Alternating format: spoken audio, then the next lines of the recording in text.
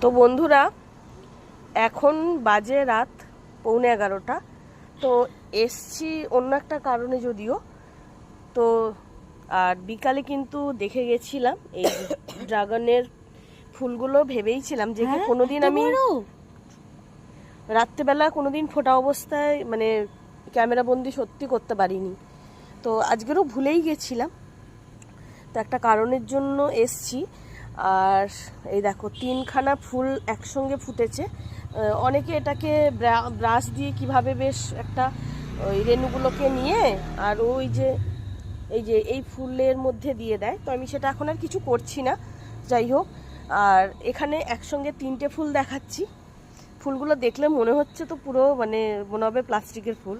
তো যাই হোক, আর এই যে এগুলো হচ্ছে একসঙ্গে ফুটবে, আমি দেখাবো। আরও 7খানা মতো একসঙ্গে ফুটবে আর কি। এই যে এগুলো রয়েছে।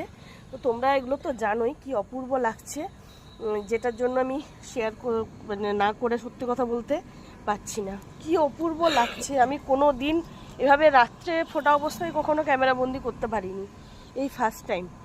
তাও 4-5টা ড্রাগন মানে খাওয়া হয়ে গেল, কিন্তু কখনো ফুলটা এইভাবে ফোটা অবস্থায় কখনো রাত্রে অন্তত ক্যামেরা বন্দি করিনি। তো যাই হোক, এটা আজকে তোমাদের সঙ্গে একটুখানি শেয়ার করতে পেরে আমার নিজের ভীষণ ভালো লাগছে।